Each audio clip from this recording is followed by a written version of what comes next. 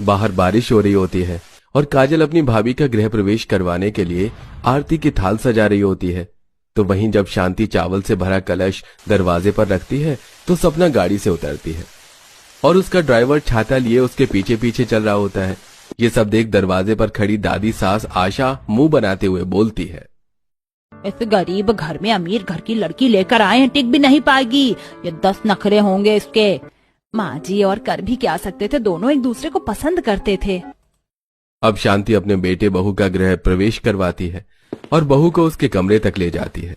कुछ ही देर में पूरा परिवार बाहर अपने कमरे में जमीन पर बिस्तर लगाकर सो जाता है और अमित खाट पर बिस्तर लगाकर सपना से कहता है, सपना तुम इस खाट पर सो जाओ, खाट बहुत छोटी है, 2 जने नहीं सो सकते, इसलिए मैं जमीन पर सो जाऊंगा। अमित के बोलने पर सपना चुपचाप खाट पर लेट जाती है और उसे खाट पर नींद नहीं आती और उसे अपने मायके के मुलायम मखमली बिस्तर की याद आती है।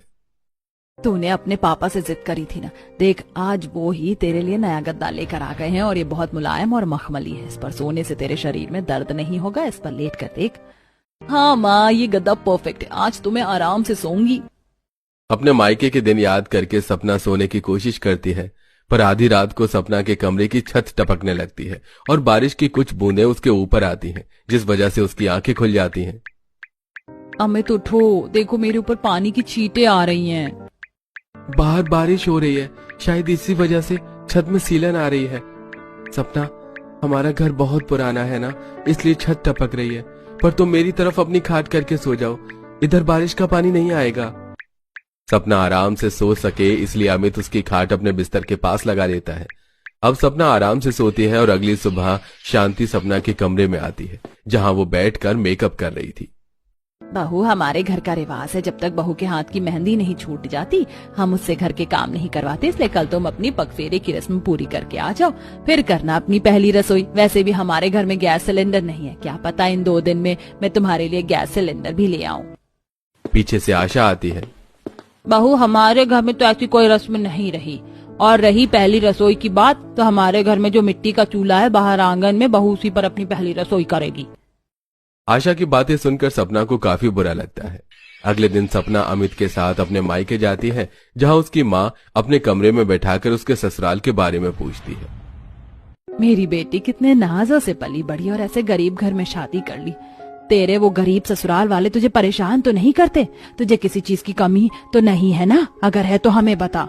नहीं ना, वहाँ तो सब कुछ बहुत अच्छा है और वहाँ सब मुझे बहुत प्यार करते हैं। मैं अमीर घर से हूँ ना, तो सब मेरा ख्याल भी बहुत रखते हैं। आपको पता है मेरे ससुराल में सब जमीन पर सोते हैं, पर उन्होंने मेरे लिए गद्दा मंगवाया। सपना की बातें सुन उसकी माँ को काफी अच्छा लगता है, पर जब अमित ये सब देखता है तो उसे बहुत दुख होता है और वो उसको उसके कमरे में ले जाकर अकेले में सपना से कहता है, सपना, ससुराल जाते ही तुम्हें सोने के लिए खाट दिया गया, तो मखमली गद्दे पर सोने वाली लड़की सारी रात खाट पर करवटें बदलती रही, और जब तुम्हें नींद आई तो बारिश की वजह से और छत टपकने की वजह से तुम्हारी आंखें खुल गई, फिर भी तुमने घर में सबसे झूठ बोला। अब जो है जैसा है वही मेरा ससुराल है, मैं अपने ससुराल की बुराई नहीं कर सकती, और वैसे भी वहाँ सब मुझे बहुत प्यार करते हैं। और रही दादी सास की बात, तो एक दिन में उनका भी दिल मैं जीत लूंगी और उन्हें साबित करके दिखा दूंगी कि मैं उनके घर में एडजस्ट हो सकती हूँ।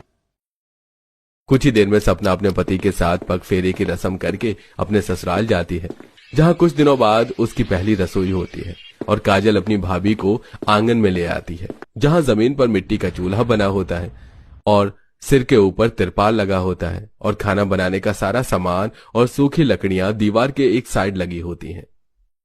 भाभी, यही आंगन में मिट्टी का चूल्हा ही हमारी रसोई है। मैं आपकी मदद नहीं कर पाऊंगी वरना दादी बहुत नाराज होंगी। अब आपको अकेली अपनी पहली रसोई करनी होगी। कोई बात नहीं काजल, मैं सब संभाल लूंगी। अब काजल वहां से चली जाती है और सपना सूखी लकड़ियां लेकर जैसे ही चूल्हा जलाने के लिए बैठती है, तेज आंधी तूफान चलने लगता है, जिस वजह से वो बार बार चूल्हा जलाती है और चूल्हा बुझ जाता है। तभी वहां शांति आती है। बहू, खुले में मिट्टी के चूल्हे पर खाना बनाने में कई परेशानियां होती हैं। तुम एक काम करो, इस कपड़े को इन डंडियों के बीच बांधो, फिर आंधी तूफान से चूल्हा नहीं बुझेगा। शांति के कहने पर सपना ऐसे ही करती है और खराब कपड़े से आसपास के हिस्से को कवर कर लेती है, जिससे आंधी तूफान की हवा कम आती है और सपना चूल्हा जलाती है। पहली बार सपना चूल्हे पर खाना बना रही होती है और आग तेज होने की वजह से जब वो सब्जी बना रही होती है तो उसके हाथ जल जाते हैं। कितना दर्द हो रहा है, क्या करूं, इस आग को कम कैसे करूं। भाभी आप ठीक तो हैं? आग तो बहुत तेज है, इसमें 2 लकड़ियां निकाल कर इन्हें पानी में डाल दो। काजल के कहने पर सपना चूल्हे से 2 जलती हुई लकड़ियां निकालकर पानी में डाल देती है और एक बार फिर खाना बनाने लगती है। उसका खाना बन जाता है और वो आसपास लगाई कपड़े हटा देती है, पर तभी हल्की हल्की बूंदें आने लगती हैं। अच्छा हुआ जो बारिश आने से पहले मैंने खाना बना लिया। बूंदाबांदी हो रही है, मैं एक एक करके सारा खाना घर में ले जाती हूँ, इससे पहले कि बारिश की वजह से मेरा खाना खराब हो। सपना सारा खाना एक एक करके अंदर घर में ले जाती है, पर क्योंकि रोटी खुले में होती है इसलिए ऊपर की 2 रोटी गीली हो जाती है। पर सपना ऊपर की वो रोटियां हटा देती है। कुछ देर में जब पूरा परिवार खाने को बैठता है तो वो सभी सपना की तारीफ करते हैं। भाभी आपकी पहली ही रसोई में इतनी तेज आंधी तूफान चली, बारिश हुई, पर फिर भी आपने खाना बहुत अच्छा बनाया है। माँ जी अब क्या कहती हैं आप? पहली रसोई तो 2-4 आइटम बनाकर ये खुद को साबित थोड़ी ना कर सकती है कि ये हमारे घर में एडजस्ट हो जाएगी। वो तो जब ये यहाँ रहेगी तब पता चलेगा। और रही खाने की बात, तो खाना इतना भी बुरा नहीं है। मैंने सोचा नहीं था अमीर घर की लड़की हम जैसे गरीब घर में इतनी परेशानियों का सामना करके अपनी पहली रसोई भी कर पाएगी, वो भी मिट्टी के चूल्हे पर।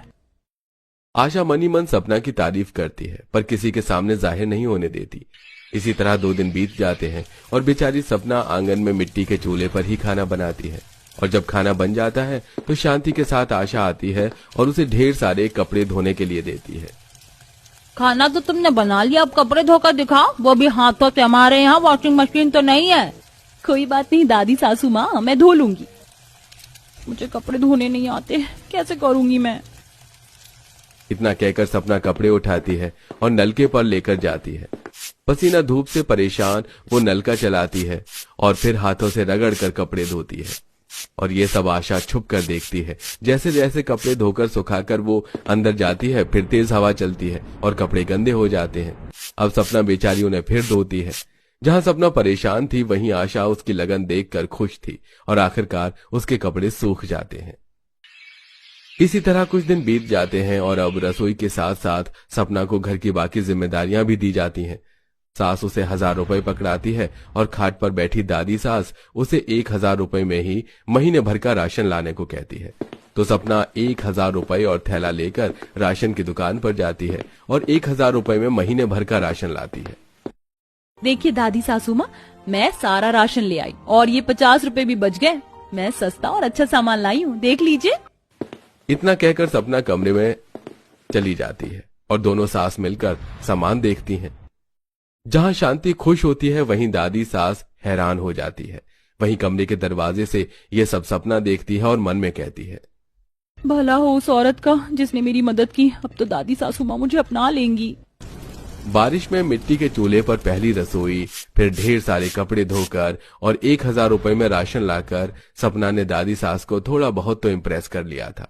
पर अभी तक उन्होंने सपना को अपनाया नहीं था, इसलिए वो कोशिश करती रहती है और बारिश से लड़कर मिट्टी के चूल्हे पर खाना बनाती रहती। पर आज जब सपना खाना बनाने के लिए जाती है तो बहुत तेज बारिश होने लगती है और बारिश से बचने के लिए सपना अमित से कुछ बड़ी पन्नी मंगवाकर तिरपाल के नीचे एक टेंट बनाती है जिससे पानी अंदर नहीं आता। कर लिया मैंने बारिश से बचकर खाना बनाने का जुगाड़। अब मैं आंगन में लगे इस टेंट में आराम से खाना बना सकती हूँ, पर सामान रखने की कोई जगह नहीं। सारा सामान जमीन पर होता है और बारिश की वजह से जमीन पर पानी जम जाता है। जमीन पर जमा पानी देख सपना खड़े होकर आसपास देखती है और उसकी नजर 2 खराब लोहे की टेबल पर पड़ती है जो उसके एक पड़ोसन के घर के बाहर होती है। अमित जी, आप उन आंटी से उनके वो खराब टेबल मांग लीजिए ना, मेरे बहुत काम आएंगे। पर आखिर वो खराब टेबल तुम्हारे किस काम का? पर कोई बात नहीं, मैं अभी मांग कर लाता हूँ।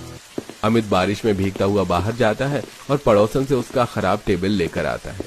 जहां सपना उस खराब टेबल को अपने टेंट के अंदर ले जाती है, उसको मिट्टी से लीपती है और फिर उसे सुखाकर उसके ऊपर चूल्हा रखती है और फिर पानी साफ कर आराम से खड़ी होकर खाना बनाती है और बना हुआ खाना दूसरी टेबल के ऊपर रखती है। जिसके बाद वो अच्छे से अपने टेंट किचन को सजाती है ताकि वो बारिश की वजह से खराब ना हो। कुछ देर में जब पूरा परिवार खाने को बैठता है तो अमित सपना की तारीफ करते हुए कहता है, सपना, जैसे तुम मेरे घर में इतनी परेशानी का सामना कर रही हो, वैसे ही कुछ परेशानियों का सामना करके मैंने भी एक अच्छी नौकरी तलाश ली है।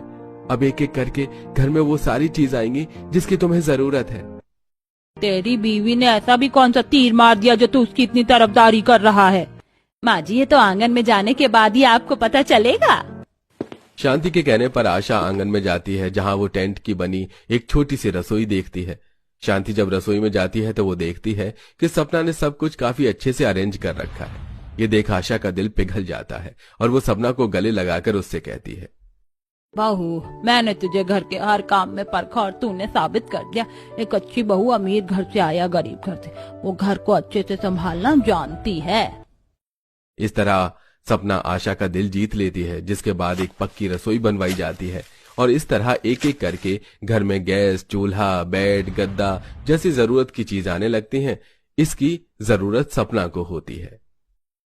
अमीर रवि अपने परिवार के साथ घर के बाहर खड़े होकर बारिश से घर को बचाने के लिए पन्नी से घर कवर करवा रहा होता है, तो वहीं गरीब अंजलि किसी काम की वजह से घर से बाहर आती है, जिसे देख आरती उससे कहती है, बहुत जल्द बारिश का महीना शुरू हो जाएगा। हमने तो अपने घर को कवर करवा दिया, तुम भी अपने घर की मरम्मत करवा लो, वरना पिछली बार की तरह परेशान हो जाओगे। ठीक है। इतना बोल अंजलि घर में चली जाती है। अमीर परिवार एक बार फिर अपने काम में बिजी हो जाते हैं।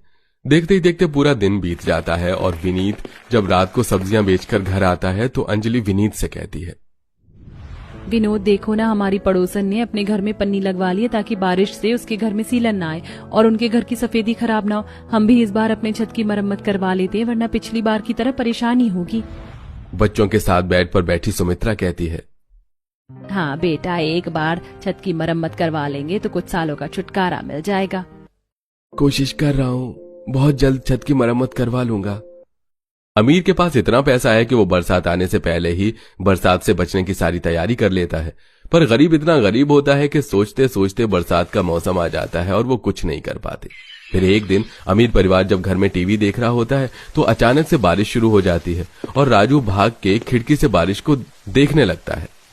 पापा देखो ना, बाहर कितनी अच्छी बारिश हो रही, मुझे भी बारिश में नहाना है। आरती, देखो ना, बच्चे नहाने की कितनी जिद कर रहे हैं। मैं उन्हें छत पर ले जाता हूँ, जब तक तुम बारिश में गर्मा गर्म पकौड़े बना लो। इतना बोलकर रवि अपने बच्चों के साथ छत पर बारिश में नहाने जाता है और खूब एंजॉय करता है।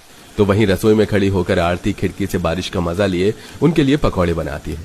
पर अचानक बारिश होने की वजह से विनीत घर के बाहर जो कि सब्जी ठीक कर रहा होता है वो अपनी सब्जियां समेटने लगता है। तो वहीं अंदर खाना बना रही अंजलि के खाने में बारिश का पानी जाता है जो कि छत से टपक रहा होता है। गोलू, पिंकी, जल्दी से भगोना लेकर चूल्हे के पास खड़े हो जाओ, वरना आज खाना नहीं खा पाओगे। पिंकी गोलू हाथ में पतीला लिए चूल्हे पर गिर रहे पानी के नीचे लगा देते हैं। माँ, हमें भी बाहर नहाना था क्या? जब तक खाना नहीं बन जाएगा हमें ऐसे ही भगोना लेकर खड़े रहना पड़ेगा। हाँ बेटा, बस थोड़ी देर की बात है, खाना बनने ही वाला है। सुनिए जी, देखिए छत टपक रही है, कुछ कीजिए ना। देख ले कैसे तेरे बीवी बच्चे इस बारिश में मेहनत कर रहे हैं। मैंने तुझे पहले ही कहा था बारिश आने वाली है, छत ठीक करवा ले, पर तू किसी की सुनता कहाँ है।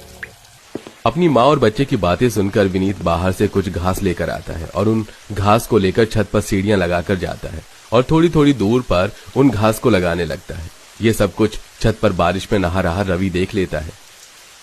भाई साहब, अगर कोई मदद चाहिए तो बताओ, मैं आपकी मदद कर देता हूँ।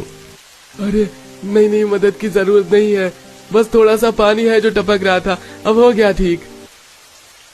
विनोद रवि की मदद लेने से साफ साफ मना कर देता है।